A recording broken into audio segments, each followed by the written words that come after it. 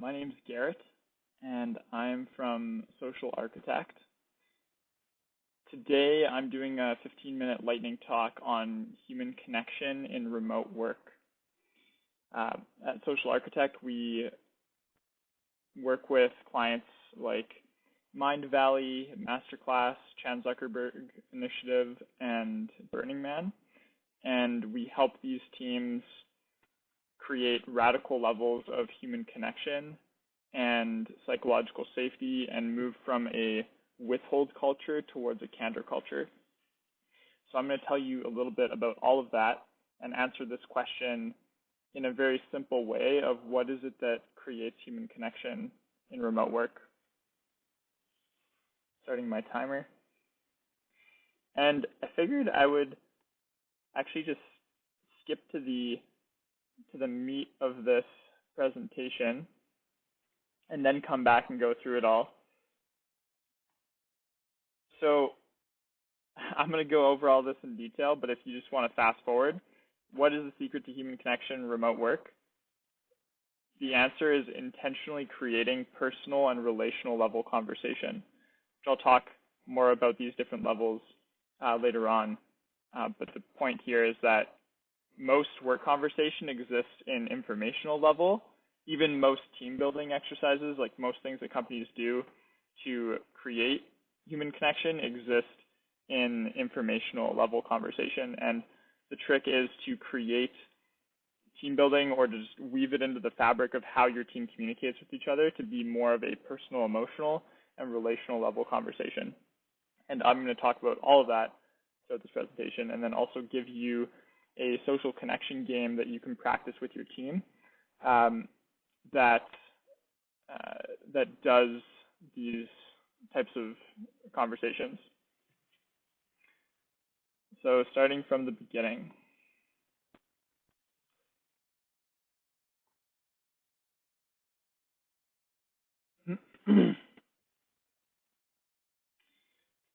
Okay, so it's very difficult to talk about human connection without also talking about psychological safety.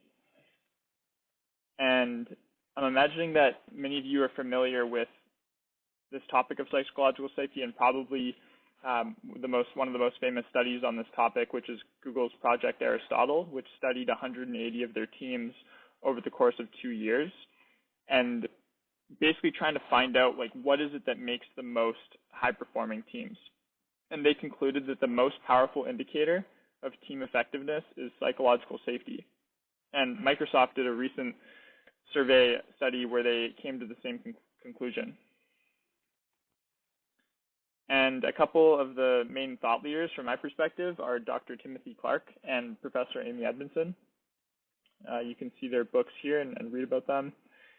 And some of my main takeaways from looking at all of the psychological safety research is that psychological safety means that team members feel safe to be themselves. So people feel safe to be themselves.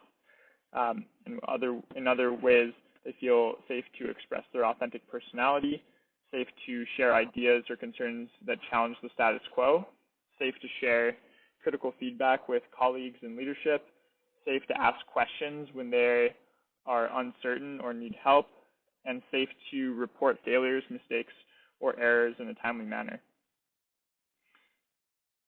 And just a little note here, the reason I'm going through this part with this human connection piece is that I imagine many of you are, I might be preaching to the choir, already understand perhaps the value of human connection in remote work, but I'm taking, and maybe have this problem of selling this concept to the rest of your executive team.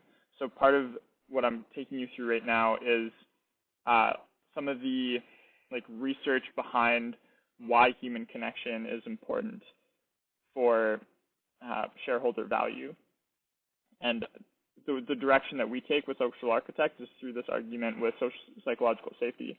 So that's part of why I'm taking you through this. Okay, so coming back here, we've learned that psychological safety is the most powerful indicator of team effectiveness. And this is what it means. And so our mission with Social Architect, as I mentioned at the beginning, is to take teams from a withhold culture towards a candor culture by increasing psychological safety. So what is a withhold culture? Withholding as a verb is the act of not sharing what is real for me, not sharing my authentic self, doing the opposite of all these things. I'm withholding concerns or challenges about status quo. I'm withholding my authentic personality. I'm withholding critical feedback. I'm withholding questions, or I'm not telling people about mistakes that I'm making. Okay, that's a withhold culture. And to move towards a candor culture is done by increasing psychological safety. And so what is so we kind of bake it down with Social Architect of what is a withhold. So a withhold is anything I choose not to share with someone that impacts our quality of connection. Okay, in the most simplest form, like coming from a human connection standpoint, when I withhold with someone, when I have some kind of withhold, something I'm not sharing with them, it's usually something that I've noticed come up in my thoughts or a feeling that I have in connection with them at least 3 times that I still have not shared. Usually there's some kind of fear behind not sharing a withhold, and usually withholds lead to feeling withdrawn in connection with someone. So if I'm feeling withdrawn in connection with someone that's in my life, maybe it's my partner, maybe it's a colleague, maybe it's a friend, it's likely that there's something I'm withholding from them or something they're withholding from me. But withholds create withdraw and like lower quality of connection. So a withhold is anything I choose not to share, consciously choose not to share.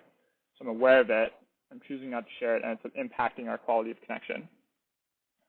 And a more full corporate definition is a withhold is a thought, emotion, sensation, or fact that I'm aware of and choose not to share with someone that impacts the quality of our connection, integrity, aliveness, personal growth, or shareholder value. So the consequences of withholding aren't just lowering the quality of connection and withdraw, which is that first one there, feeling more disconnected with each other, but withholding, being less candid, less safe to be honest about and bring my authentic self forward, means I'm going to feel out of integrity. I'm going to withhold feedback from people on my team, and my team is going to withhold feedback for me personally, and therefore we're all going to suffer in personal growth because we're not going to get these reflections from each other for feedback. Another consequence is aliveness, or this like creative life force. So when there's withholding, it kind of blocks the energy. It like blocks creativity, like things from jamming and butting heads and conflict and all of that kind of aliveness. That's like the opposite of boredom and numbness. That is creative. So especially companies that rely on innovation and creativity as an economic driver, like withholding is dangerous and destructive for shareholder value. And so, yeah, I'll talk more about the shareholder value in the next slide. And then another consequence is a distorted perception of realities. So if all of my social circles and my colleagues withhold a lot, we're all just going to have a more distorted perception of reality rather than an accurate representation of what is true. For example, when one of my friends was a software engineer at a Silicon Valley startup that had 100 staff and a bunch of funding, and they had a withhold culture where their software engineers were afraid to tell their leadership team about basically flaws they were noticing in their product that they were creating. And when someone did report something, basically that person was like ridiculed by leaders and fired because they weren't following they weren't seemed to be like aligned with the vision of the company. So that's like a very low psychological safety company. Anyways, fast forward 2 years later, the whole company folded, and because the product didn't work out, they weren't able to raise any more money. Hundreds of jobs lost, and then all of the investors' money that was in it was lost as well. So just one example of just, maybe if they had a more accurate sense of reality from the beginning, they could have done something about it. So withholding is already impacting all of your relationships, you may as well get good at it.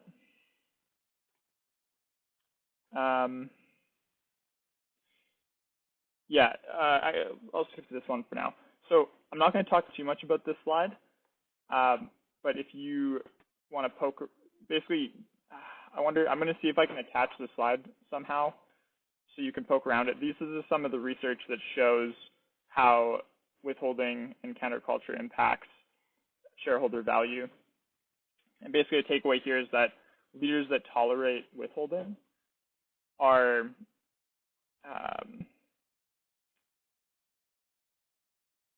reducing shareholder value or stealing from shareholder value. By the way, I'm on a ferry going from Salt Spring Island to Vancouver, so that's where this stuff is in the background. Okay. So what a withhold culture could look like on your team is having crickets in meetings. It could look like staff feeling disconnected and intimidated by leaders, many staff that don't know each other on a personal level, especially new staff, when humanity gets lost from busyness, and having lots of conflict avoidance is really just a form of withholding. Okay, so how do teams increase psychological safety? Clearly, there's an argument for increasing psychological safety, moving away from withhold culture towards candor culture. And the research shows that the three main ways to increase psychological safety are to increase human connection, increase emotional intelligence and communication skills, and have leaders that model and celebrate candor and vulnerability. Okay, so what we've done so far with this question of human connection and remote work is rooted it in research from psychological safety standpoint towards why human connection is important for shareholder value, and that's where we're at now. Okay. So what's the secret to human connection in remote work? The answer is intentionally creating personal and relational level conversation. Okay, I have just a few minutes left, so I'll try and get through here. So the first level of conversation, if you imagine that most conversation fits into three different buckets, the first is informational. So this is the exchange of facts or data. If I were to tell you, my name's Garrett, I'm the managing partner of Social Architect, I'm from Canada, I have a younger brother, I live on Salt Spring Island. This is just information about myself. Personal and emotional adds some kind of opinion or feeling or emotion to what I'm sharing from the past or the future. So, for example, if I were to share with you that I am living on Salt Spring Island right now, and I've been feeling quite desperate over the past few months in trying to find a place to live, and I finally just rooted down somewhere in the past couple weeks, and I noticed my nervous system relaxing more and finding more grounding. And over the past about a year and a half, I've been traveling and feeling quite anxious and depressed at times and lonely. So yeah, more recently I've gotten to ground a little bit more into community and have been feeling a little bit less lonely and depressed. That's an example of what would be a personal emotional. Relational level share, so these are thoughts or feelings between us in this present moment. So for example, if I were to imagine while you were listening to this right now, you might have had some kind of impact from me sharing that with you. Maybe you felt